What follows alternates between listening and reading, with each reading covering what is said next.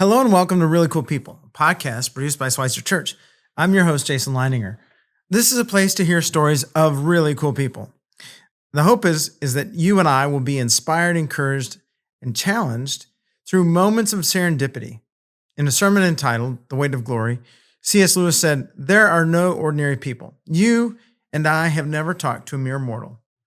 It's my joy over the next few moments to introduce you to somebody who may seem, to themselves especially, somewhat ordinary, and yet they are a really cool person. Today we're going to meet Zarina Chowfin. Zarina's story begins before she began. She's going to take us back into the stories of her grandparents and great-grandparents. And along the way, even as she unpacks things of her own life, her own story, she's going to really hang all of this back on a text from Jeremiah 29:11, where the Lord says to Jeremiah and to others, "For I know the plans I have for you, plans for a future, plans to bless you." Zarina's life really is the outpouring and the outworking of that kind of text. And so she tells this marvelous story, starting in India, finishing here in the United States, but really beginning and ending with the Lord himself. So lean in, enjoy this story of Zarina Chowfin.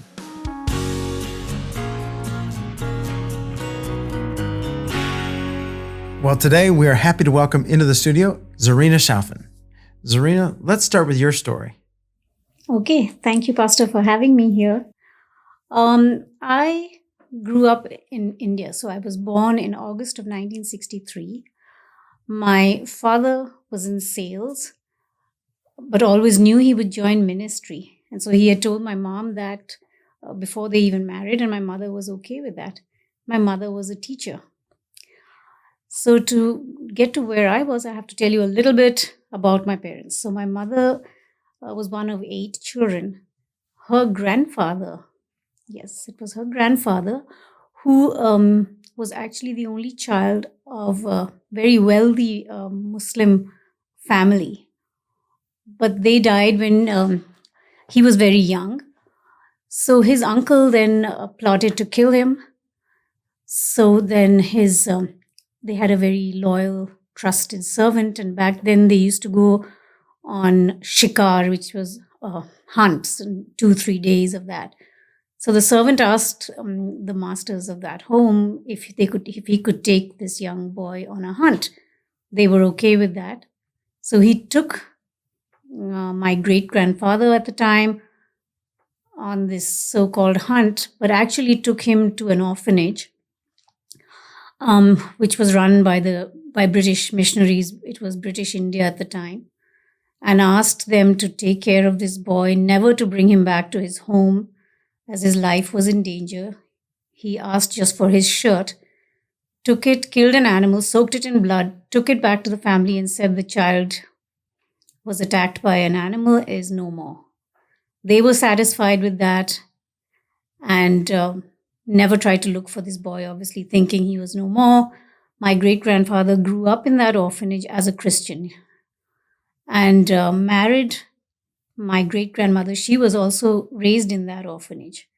They had then one son who was then my grandfather, and he joined the British Army, served in both of the world wars, and married my grandmother, who also was in the army.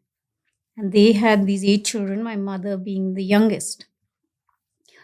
So faith was really very important, especially to my grandmother. My grandfather, unfortunately, not so much. He was a little disillusioned by clergy at the time. He used to direct a lot of Christian plays, which would be held in different venues for fundraising, for the cemetery, that kind of thing. But my grandmother was certainly very faithful, church-going. So my mother and all of the siblings were similar in that way. And a lot of them wrote plays, as did my mother. When she grew older, she did a lot of Sunday school plays and stuff like that. Even when we were children, she would do the nativity play at home with our friends and stuff like this. So that was the kind of background that my mother came from. My father, on the other hand, um, was raised, he and all his siblings, and there were 12 of them, they were raised by a British missionary. So my grandmother um, had gone to, studied in London University. At the time, not many women went to university, and she was one of five. She could speak multiple languages, played multiple instruments, but then chose to join this mission, which was, I would say, Anglican at the time. So here it would be uh, not Presbyterian, as Episcopalian, I think here it would be. So she joined the mission. She went then to India, and she was in. She worked in this orphanage. I don't know if you've heard of Amy Carmichael, but Amy Carmichael had this orphanage, and my grandmother worked there for a while, but felt that children should be raised in a home and not in an orphanage. And so she asked the mission if she could remain with them, but separately, have children that she would adopt and raise them as her own. And then they did not agree to that. So then she left the mission, and now she's in her 20s, I believe, and she left the mission, chose to adopt children. She didn't know how she was going to go about it. She wasn't married or anything. So she then started to kind of travel around India, and her father was a banker in the UK. So every now and then he would send her some money, and she was just traveling around. And she then got her first child. That was my aunt. And I think there were many, battles and skirmishes that happened between Tibet and China. And so in one of those, my aunt was the oldest that was adopted. She was 6 at the time, and she was found by a soldier by the side of the road. And so then this soldier picked her up and took her to my grandmother. And that was just how the first child came to my grandmother. And then over the years, she adopted 4 girls and found herself in Kashmir and thought she would like to maybe adopt a boy at this point. So she went to the local hospital, to the superintendent's office, and spoke to the lady there and told her that what she was doing in her mission, and would like to have a boy if there was a child that was unwanted. And at that time, a midwife walked by with a bundle, came into the office and told the superintendent that this was a child that, at the time, what they would do is any unwanted children there, they would just drown in the Dal Lake. So the story that the midwife told the superintendent was that my father's biological mother was a very young woman, and her husband had died, so she was a widow. But in India at the time, probably happens now, not so much though. A girl got married, was joint family system. So once when you have your sons stayed with you, they got married, their wives came in. So girls got married and left the homes, boys got married and stayed. So even though her husband died, she remained in the home. But unfortunately, then her brother-in-law, no good way to say it, raped her. So it wasn't something she could tell her in-laws about. So she then got pregnant, but she still couldn't tell her in-laws. So when they then discovered she was pregnant, it was a question of got to get rid of the child. So when she came and had the baby, they took her home, but then the child had to be disposed of. So fortunately, she brought the child here to the superintendent's office, and my father at the time was 17 hours old. And the superintendent told my grandmother, here's a boy, if you want, you can take him. And my grandmother just took my dad. And that was the first boy my grandmother adopted, and was my dad. And after that, she continued to adopt, like in different kind of interesting ways. One of my uncles came in a fruit box from Afghanistan across the border. Someone smuggled him over. So it was just all of these kind of really interesting stories. but she had no money, but she was just a tough lady. So when they eventually she ended up in this really small town up in the Himalayas, and she raised her children there, and she was obviously a very faithful lady, so it was a lot of prayer in the home, not a lot of money, but they would it's like these interesting stories that my dad would say. She would have them all sit around the dining table, everyone's got their plate. He said we knew there would be no food, but she would be like, we're going to say grace, and they would grumble or they would laugh at her and like, mommy, there's no food. And she would, well, now you know how it feels to be hungry, we're going to say grace anyway, kind of thing. But oftentimes they would say grace and say amen, and there would be a knock on the door, and there would be the neighbor there. We just had people over. Here's food that was left over. Could you use the food? And she would, yeah, for sure. And everyone would eat food. So there, it was just living the faith and seeing that. We called her Granny. So Granny's faith was something that they would just see in their daily lives. Often when there was no food, she would have them wrap cloth around their hands, and the kids had to go into the hillside and break stinging nettles.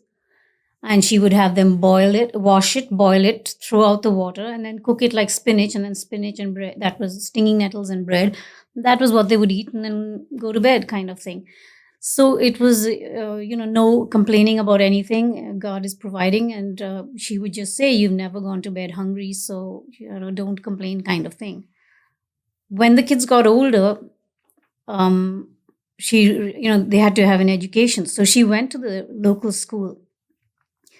And there were 4 schools there, and this is India. So there were boys' schools and girls' schools. There were no co-educational schools. So she went to the boys' school, and this is British India. So, and she was English, so it was easy for her to do this. She just walked into the principal's office, and she said, I have these boys, 4 of them, and they need an education, so you will educate them and I'll raise them. And she just turned around and walked out of the office, and the principal was left calling her, Miss Merchant, and she was like, she just walked out. She went to the girls' school, she did the same thing, walked out of the office.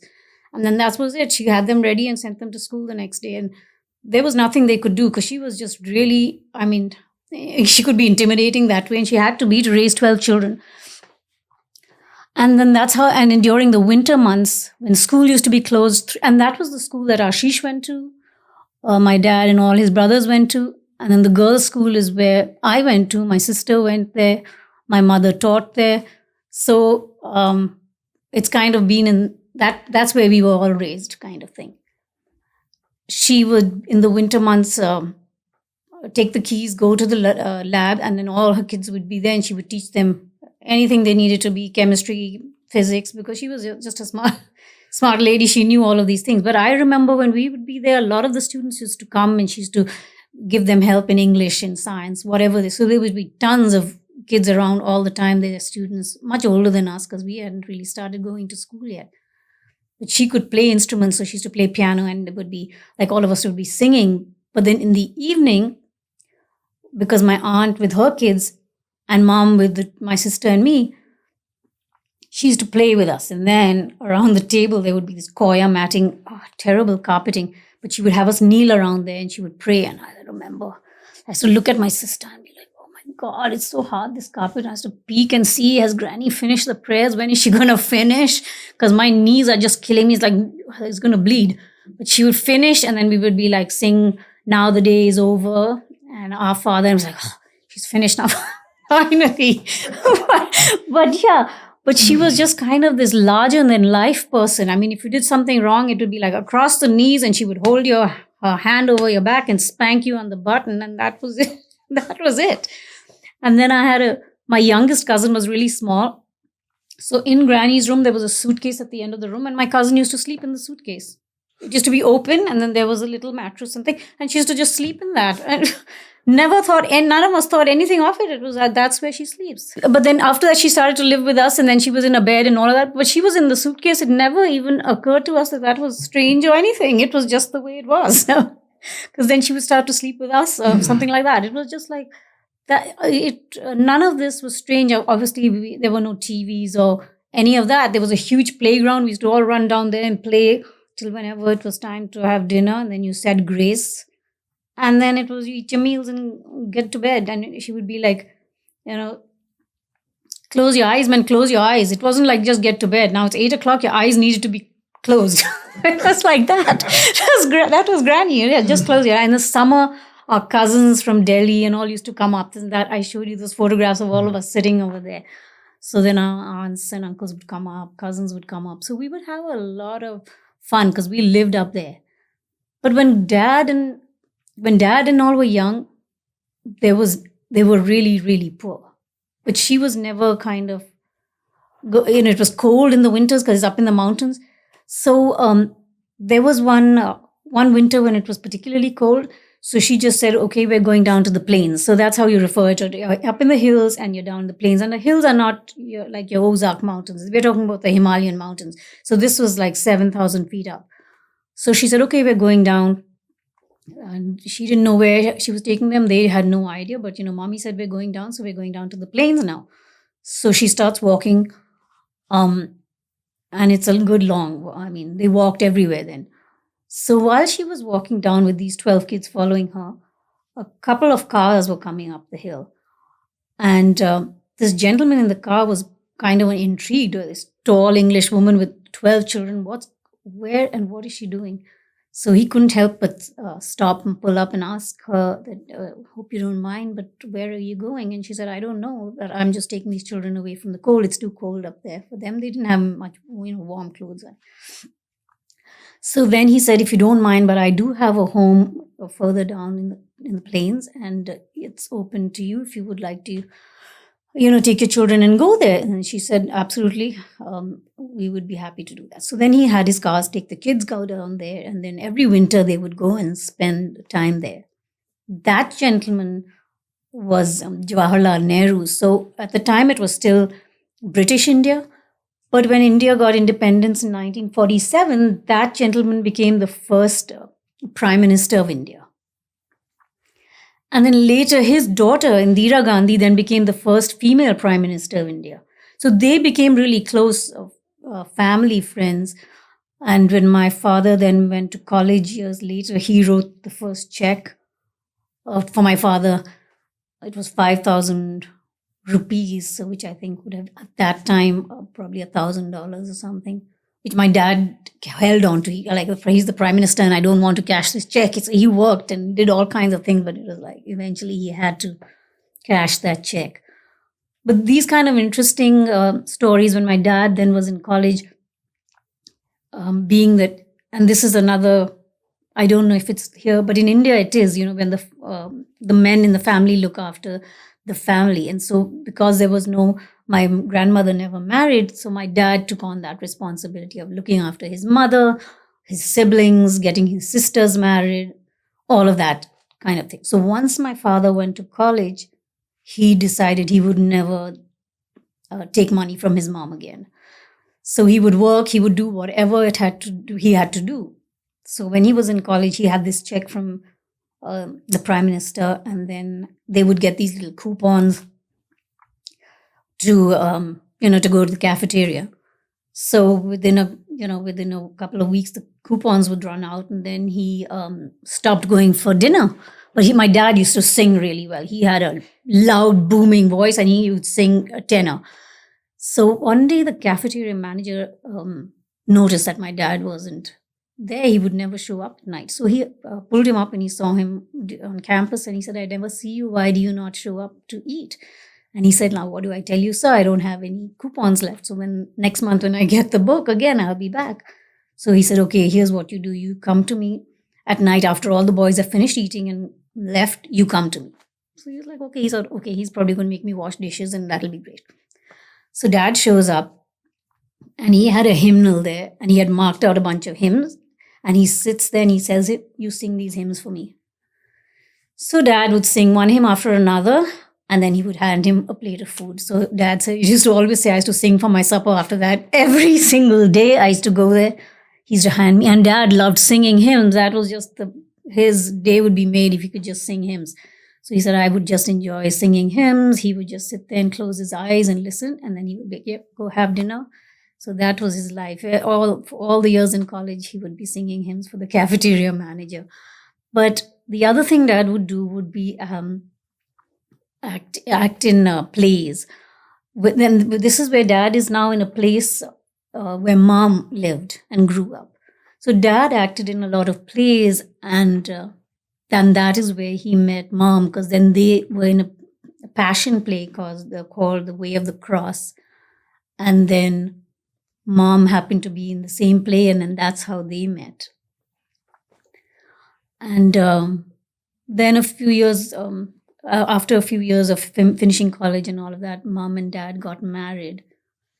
And I don't think that it's because mom came from a pretty conservative family, and then dad came from a family which was raised obviously by this English lady. So it was different. Like, just to give you an example, in India, you usually, anyone who's older than you, you never call them by their first name. So it's, if they're, brother or sister, you'll all say dad's family, everyone by first name kind of thing. So that's the kind of family. So now here is dad, an orphan. So it didn't sit very well with, I think, mom's family, as in, who's his father kind of thing. So, that kind of thing. So it can be a little, at that time, kind of, here is now our youngest sister going to marry someone who, well, but mom she was going to marry dad. So dad was like, okay, meet me at the station and we'll just go up to the mountains. And so mom just left. And she went and she just got married. So my grandmother, because my grandfather had died when mom was 15. So my grandmother and mom's brother, who's pretty close in age, they live here in Syracuse, New York, and they have always been very close. So they were the only two who attended mom's wedding.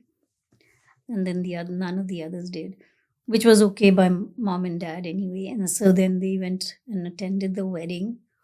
And I think it may have been a bit of a culture shock for my mother to be in this kind of pretty loud, boisterous family, because it wasn't like that in hers. It was pretty kind of formal kind of a thing. But I think my mother settled in after a while. It wasn't easy for her. I cannot say that it was.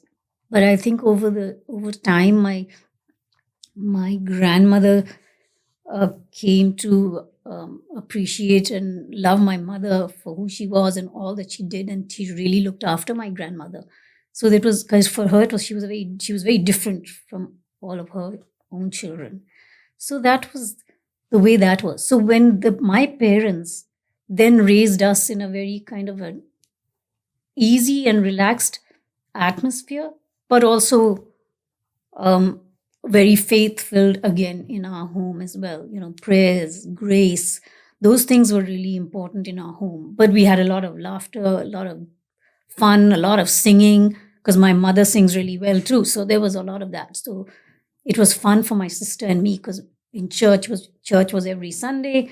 Dad stood one side, mom stood one side, and they sang so loud, especially dad, that sister and I could just sing just as loud as we ever could. No one could hear us. So we would just have ourselves a blast. It's like, oh, this is so much fun kind of thing. So that was how it was always. And my dad just loved collecting hymn books everywhere. We would just have it. Even when they came here, he just got along with Pastor Bob Cassidy. And then he was like, I'll take this hymn book and go. I said, Dad, you just cannot pick up a hymn book from here. He's like, I think I can. And then he asked Pastor Cassidy, could I have this? And Pastor was like, sure, you can. He's like, see, I can take. I'm like, how many hymn books do you need, Dad? He's like, no, you never know, because there could be something here that I don't have at home. And I'm like, how many?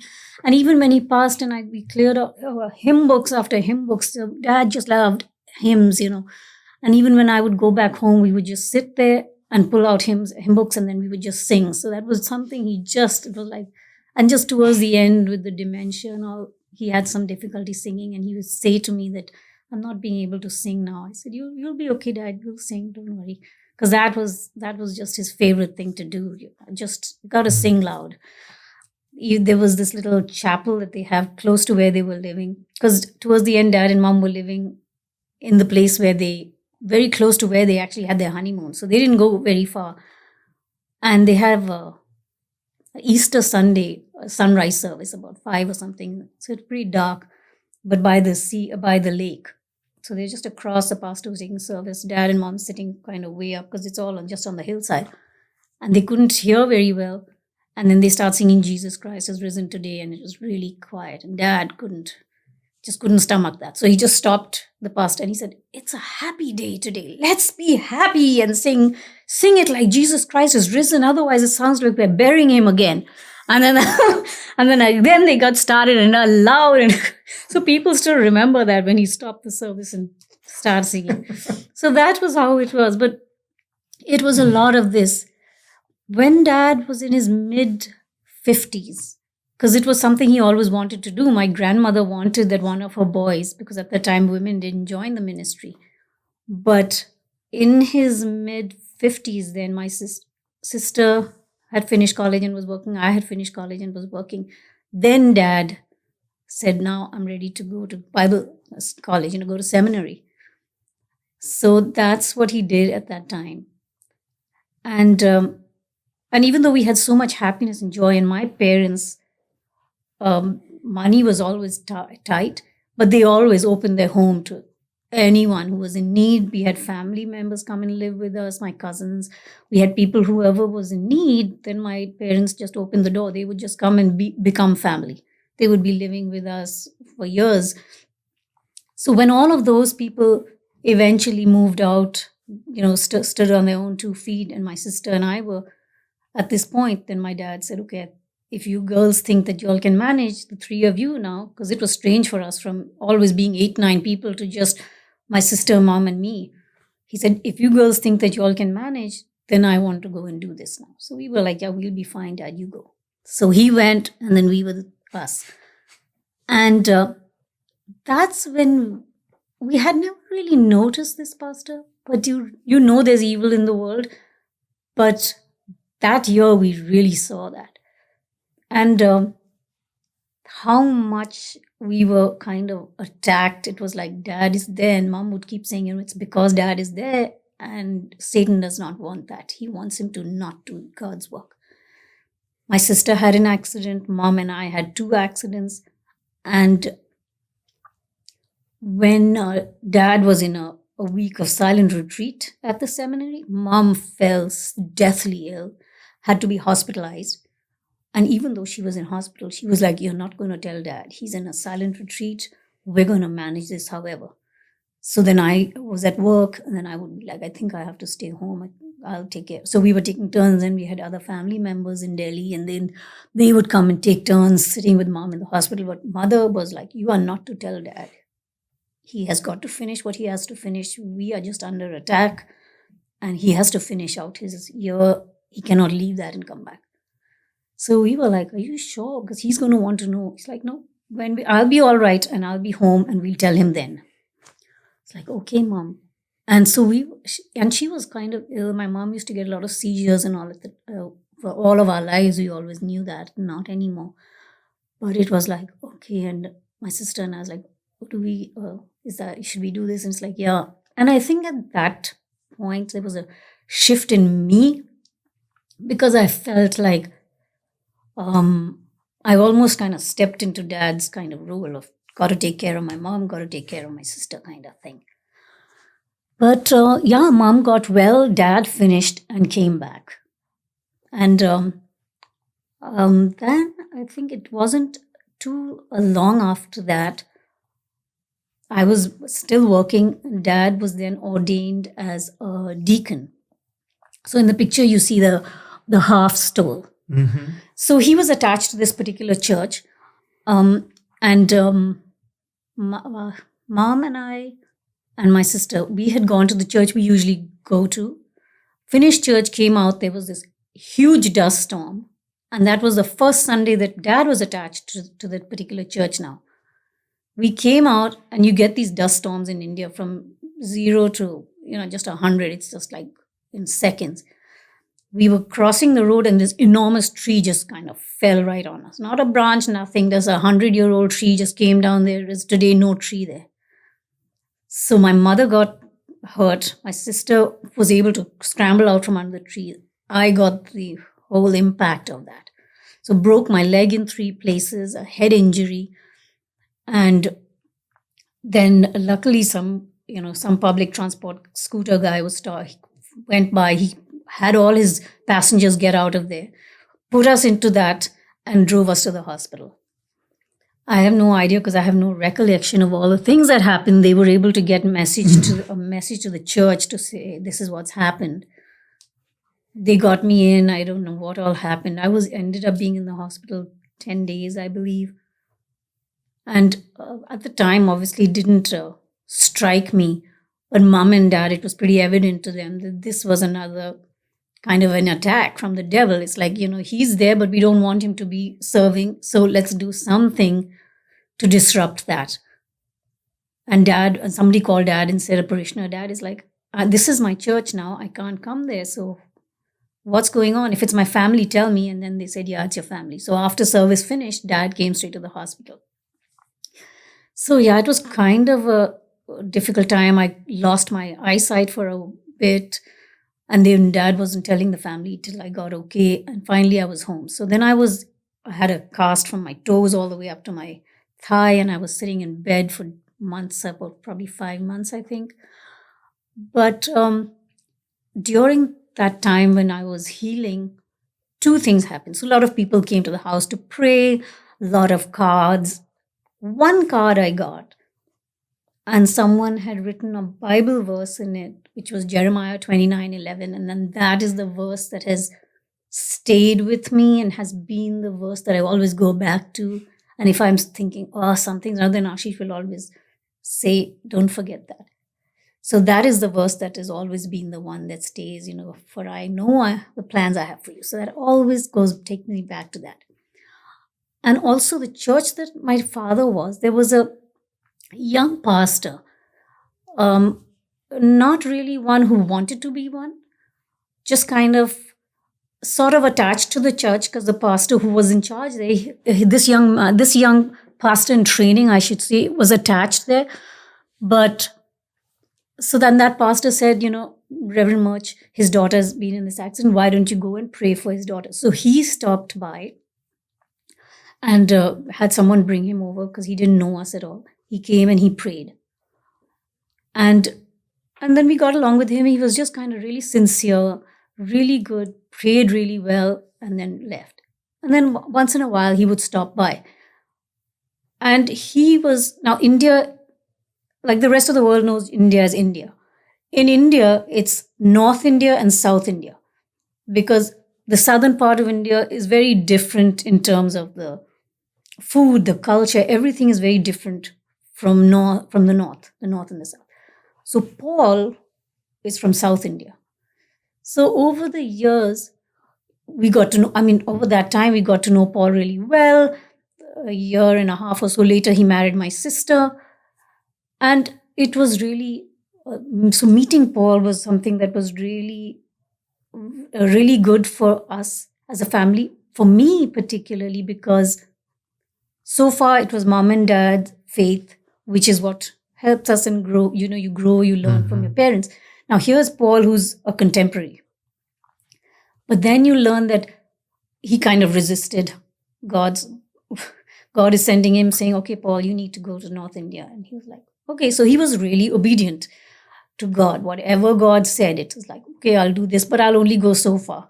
And then God is nudging him a little further. He's like, okay, I'll do this much, but no more. And then God is like this much. It's like, okay, I'll do that, but no more. But whatever God's saying, he's just obedient and doing it, even though he's like, I don't feel like, but God's telling me, so I got to go and do it. And then, but he's our contemporary. So I'd never seen anyone who was our age who was doing that. I'm seeing everyone who's older, grandparents, parents, all of that, but not someone who's a year older than me. So I'm not seeing anyone. And so I'm seeing that here in Paul. So that was something that was really, and you would see Paul, the first person to get up in the morning is like 4 or 5 in the morning. You get up and he's like, Paul is awake and he's reading his Bible hour and a half every single day. It's not like us young people. It's like, okay, I'm going to sleep, man. Who's getting up that early? But it's Paul's getting up that early. So that was, now they were married in 89. This is 2004. From that day to this day, that is Paul. So that consistency, that is just like, it's now, of course, Paul, it's like, okay, God wants you to go to seminary, God to go. So he did that. So everything, it's like you never do anything that is not guided by God. And if God is telling you to do it, you will do it. So that obedience was something to see. So because my sister and Paul got married before I did, so I got to see that. And I would talk to Paul, and then Paul would give me books to read. So Walter Trovish and Catherine Marshall. So all these were books that Paul gave me to read. So that really was something that kind of did my faith. So it's not just me. It was my family, my parents, everyone was like, you just turn to Paul. Now today it's Ashish and I do the same thing. My children, it's like, want to know something. It's like, they obviously don't call him Paul, but there's a name, so your mother's sisters, younger sisters, husband, there's a particular name, so Chittappa, so they call him Chittappa. Can you ask Chittappa? So everyone knows, because he's a scholar as well as being very, very faithful. So everyone's eyes go straight to him. Today, he was a pastor for so many years in the diocese. So that, like I said, it's more Episcopalian here. Mm-hmm. Every 2 years you get transferred, your bishop transfers you wherever. So he has been in the Delhi diocese for now. Today he's the bishop of the diocese, but he has never changed. It's whatever God says to do, I will do. Wherever he tells me to go, I will go. Today I'm bishop because he wants me to be. I will be bishop till he tells me to be. That's it. It has nothing to do with him. It has to do with how God is using him, where he's using him. So to see that has been really something for us as a family. And for me, because when I was young, I saw someone do that. So then when it came later, when I got married to Ashish, so his uncle and my dad were friends when they were teenagers. Yeah, student Christian movement, all of that. Yeah. So they, obviously his uncle then knew me from the time I was born, my sister So when it came to us to get married, he started, of course, this is India, so we're talking arranged marriages, all of that. So he started to push me about Ashish. And I was like, oh, suddenly it just came out of his mouth that Ashish is a year younger than me. And I'm like, oh, I am no cradle snatcher. I am not even meeting this person. A cradle snatcher. Yeah. I'm like, no way. And he was like, why? I'm like, no way. I'm not marrying someone younger than me. And he was like, no, I'm like, no. He's saying he's really good. He's a medical doctor. And he went to, so that's the other story of where Ashish went to medical school, is a Christian Medical College, Vellore. Now that's a premier medical college in India. And that was also started by a lady called Ida Scudder, her father was a physician in India. She was, American family. I guess they wanted her to be a physician. She never did want to. She went to India to visit her family. This is obviously decades ago. And then one night, this is how we have seen God, just that thread of God working. Mm-hmm. So she goes to visit her family from here. And one night, 3 young men come looking for a doctor because their wives are in labor. But when they see that the doctor is a man, then they don't want, because it's a very conservative society, right? So then they don't want a man to attend to their wives who are in labor. By the morning, all those 3 women die. So this really is an impact on Ida, because she can't believe that this happened. So then she comes back to the US, decides to study medicine, goes back to India, and opens a medical college just for women. Over the years, then later, they started to take in young men as well. But then that mission that she had is evident even today. So they don't it's not like anyone and everyone can get in. It is not easy to get into that medical college. They have 3 days of assessing the students who apply, just to be sure that the people they're getting in there are actually going to be good, not just good physicians, but also do carry the mission and the work that Ida wanted. And I noticed this time when I went, because Ashish had his 40th reunion. One physician came up and was talking about him. He went into some rural area to work and noticed that there were and he wasn't a surgeon, he was just a regular physician. Went to work and noticed that the surgeons there were so bad bungling up surgeries. He came back, studied surgery, and went back to be a surgeon there just to serve in that rural. And I was like, these people still carry that lady's vision. It's not like, okay, I've done this, now I'm off kind of thing. So that kind of work. So here was uncle saying, you got to see him. And he studied in CMC. And I'm like, nah, I don't think so, uncle. But every time he would come, he would say, you got to meet Ashish and you got to meet Ashish. And I was like, oh my God, he did this for a year. And I was like, and you should know, you know what it is to be a hound dog, right? So I was like, okay. So one day he called my dad. He said, I'm coming over and all. I'm like, oh my gosh. Then I told my mother, I thought about it. I said, he's going to bug me again. So I think I'm just going to meet Ashish. And then I'll say no. And then that'll be it. So mom said, are you sure? I said, yeah, I think I'm just going to do this. Okay. So sure enough, as soon as he came, hi, how are you?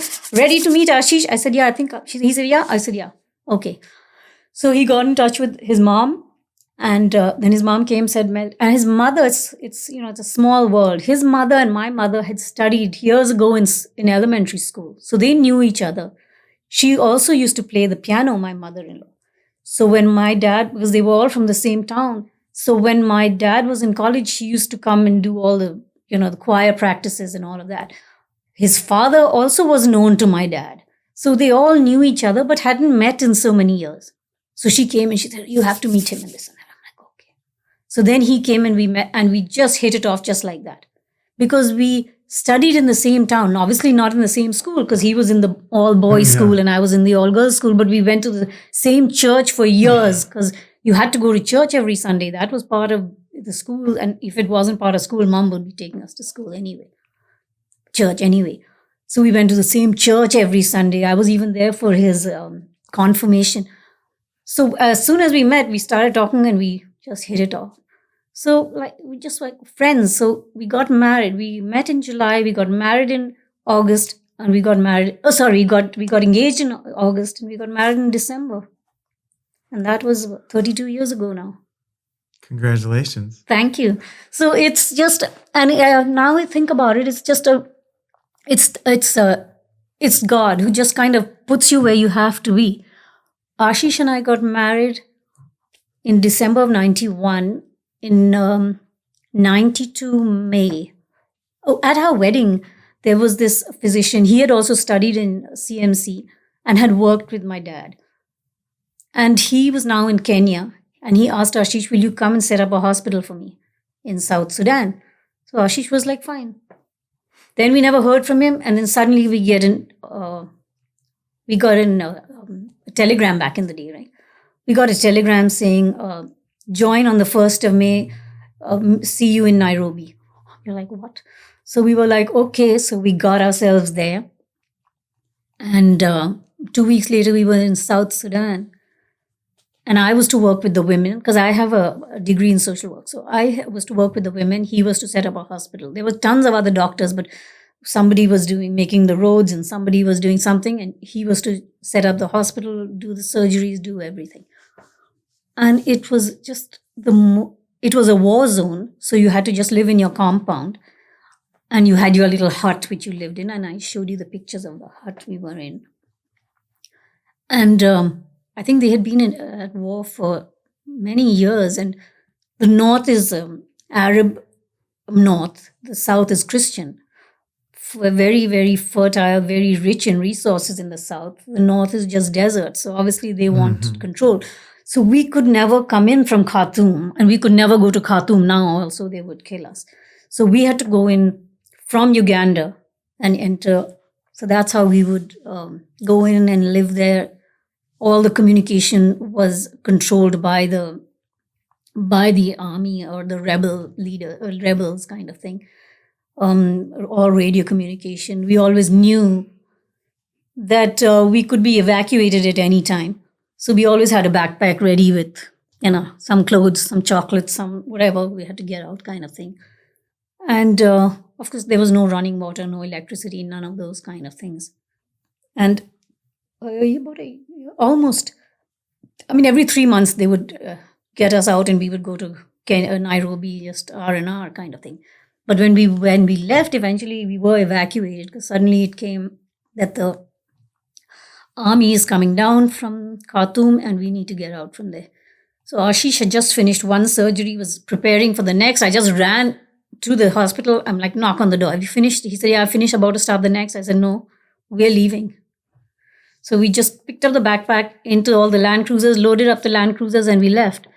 And when the local Sudanese saw that we had, like the Muzungus were leaving, they just went into the bush. And we went into the little border town.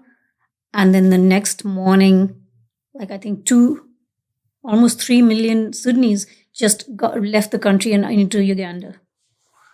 And I think even till today, there are a large number of Sudanese in Uganda.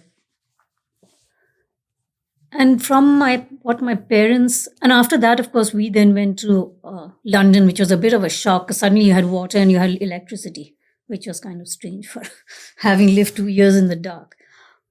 But the thing that I had from my parents had learned, looking after, helping people, that was just something that had always been there. So it wasn't such a stretch because Ashish's parents did the same in terms of looking after people.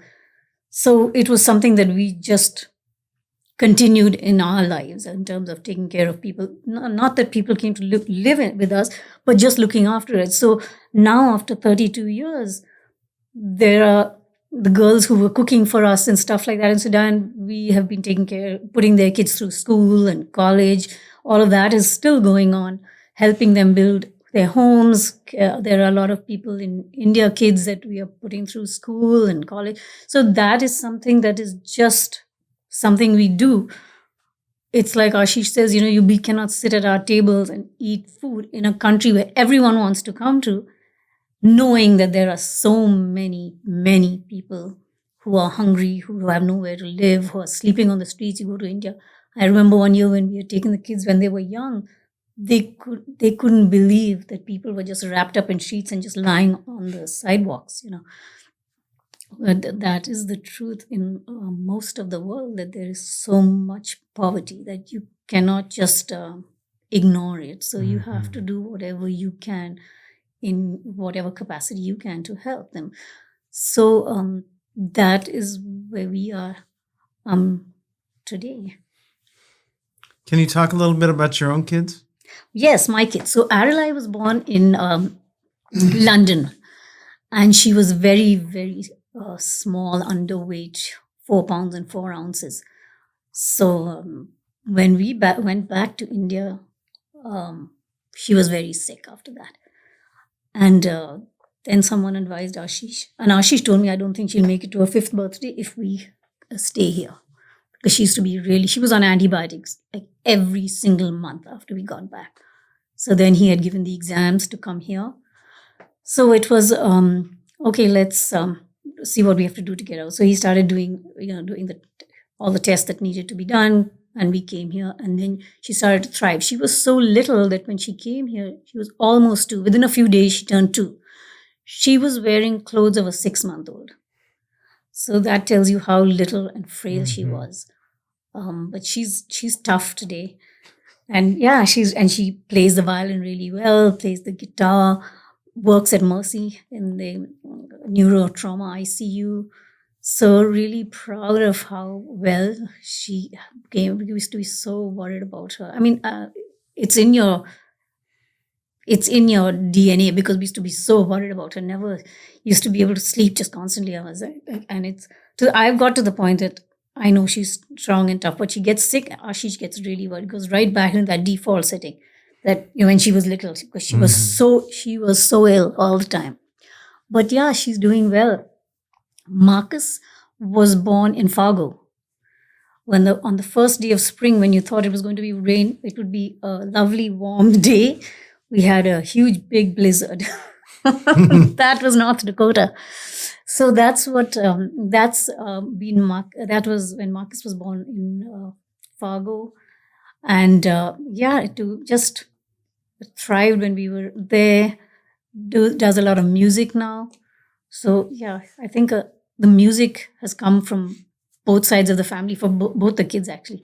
So both sides of the family, and he does really well. I used to play a lot of Beatles in the car when the kids were little.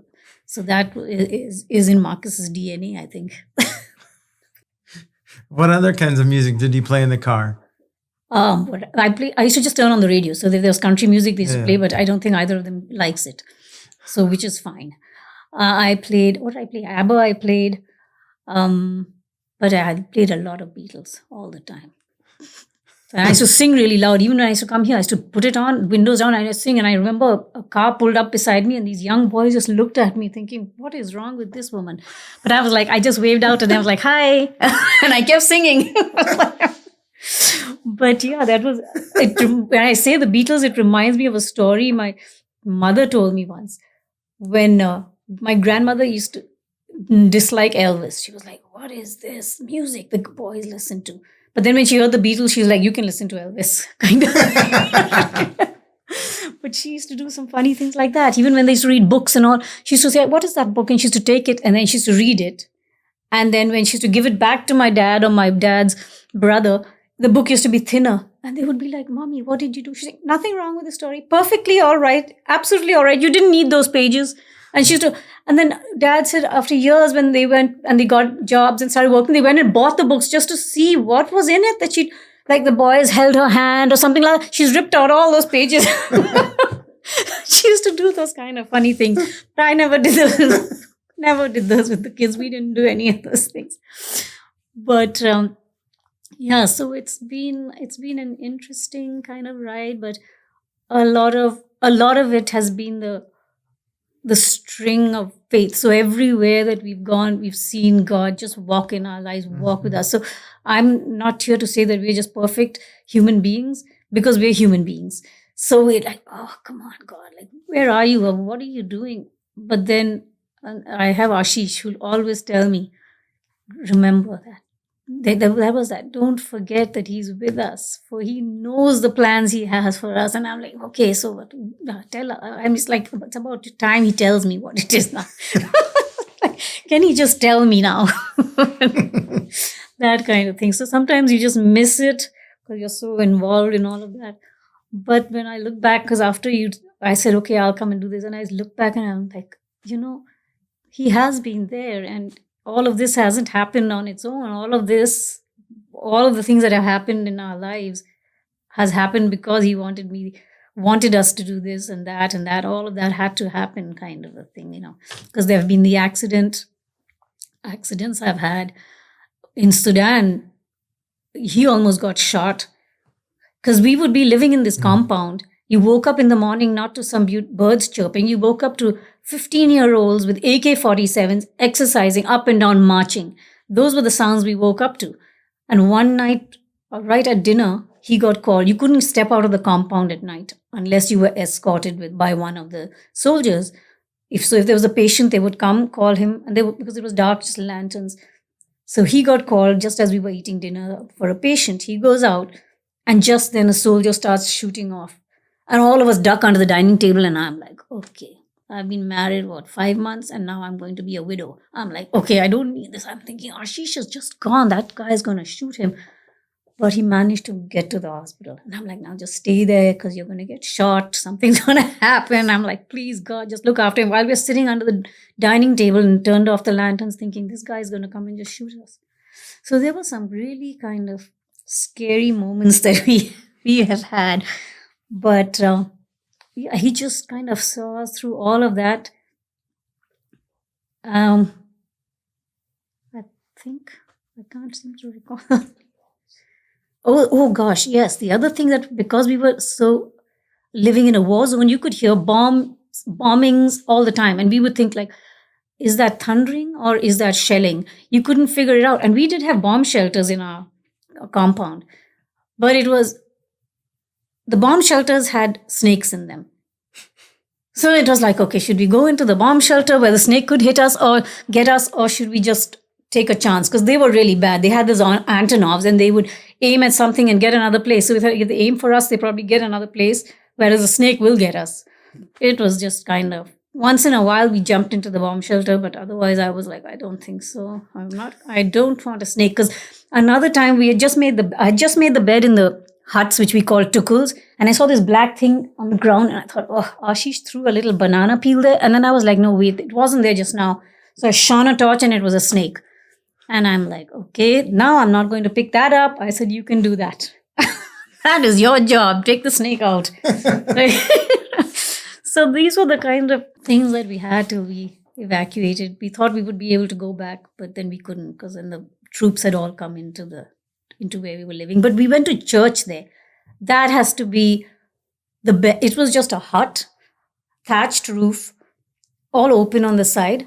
And then you just had little wooden stands like that with wooden planks on it. And you just sat there and then, the singing and all was so beautiful. We couldn't, the tunes were the hymns we knew.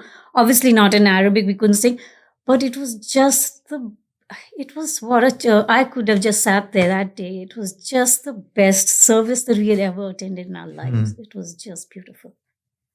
Amazing. Beautiful service. How many languages do you speak? Hindi and English. 2. How many sayings have you picked up from different places you've lived? Many? Earlier, you said you referred to a flashlight as a torch, which is a very English reference. Yeah, we say torch. English. So we say English as well, which is a mixture of Hindi and English. Yeah. Sometimes you speak English and you throw in Hindi words, or you speak Hindi and you throw in English words. So when we came here, we used to speak a lot of English. The reason we speak so much English at home is because in my dad's home, they all spoke English. And so we automatically spoke English at home growing up as well. When we came here, we used to speak a lot of English. But then we started speaking Hindi, so Arulai wouldn't understand us. And then when Marcus came along, we used to still speak Hindi so that the kids wouldn't understand. And then one day she was really quiet and Marcus interrupted and she said, "Shush, Marcus, I'm trying to listen to them." And that shut us up as well. We were like, whoa, she understands us. So she understands us. And I think Marcus does too now, because oftentimes he'll say the words and say, and if I say something to her, she think, that's what you're saying. And it's like, yeah, so got to be a little careful what we're saying. But yeah, the kids understand us now. How many places that you've lived have you taken your kids? Well, not Africa. Obviously, Arulai was born in England. But they have been to India with us. They have been to India a couple of times with us. Yeah. And then do your family that still live in India, do they come here to visit? Yeah, so now my dad is no more, but when he was, they both had visited. Now my mom comes, so she'll be coming next week here again. My sister has been. My mother-in-law passed years ago now. It's been 26 years. She wasn't able to visit. But my father-in-law used to come every year. He used to visit 6 months. He used to come and spend. And so the kids remember him really well. My brother-in-law and sister-in-law have been, and brother-in-law and his wife, and then my sister-in-law, they have been. And Paul has been. Paul is part of a Bible translation group. So then they meet every year. So sometimes they meet in the US, sometimes in Europe, different parts of the. So he has been part of that for over 20 years maybe now. So every year they meet. So this year it's Seattle. So he'll come, and I'm hoping my sister will visit as well. So then my sister, family has all visited us. You've taken us on a great journey today. A lot of stuff. A great journey. But to tell the stories of your great-grandparents and your grandparents, and then how that has led to your own life and coming from India, in the northern part of India. Yes. And going to many different places. Thank you for sharing. Thank you for having us. Yeah, so thrilled. Thanks for bringing. The listeners won't see these pictures. That's okay. I just brought them. See these pictures. Yeah, just to show you. They're delightful. Delightful. And Hashish has been here with us in the room, and it's been great to have you with us too. Yeah. I like to ask people who come in here if there's a word of wisdom that they'd like to share with us, kind of a final word of wisdom. Oh. You've shared a lot of wisdom along the way, just kind of like... I'm so wise, right? you are wise. There's these little bits of wisdom along the way, but have you got anything in finality that you'd like to share? Yeah, I think pass it on, because that was something I learned from my dad. If anyone does anything for you, anything good, just pass that on. So that's what I learned, and it's what I'm doing. And I think that is what I have to say. Thank you. Thank you so much, Pastor. You are a really cool person. Thank you. A big thank you to Zarina for sharing her story. In listening to Zarina, I hope that you were inspired, encouraged, and challenged, and that you begin to behold the really cool people who are around you each and every day. The Really Cool People podcast is produced by Schweitzer Church, Springfield, Missouri. Taylor Likes is our executive producer and editor, and I'm your host, Jason Leininger. You can help us out by liking, reviewing, and sharing this podcast. And until next time, stay cool.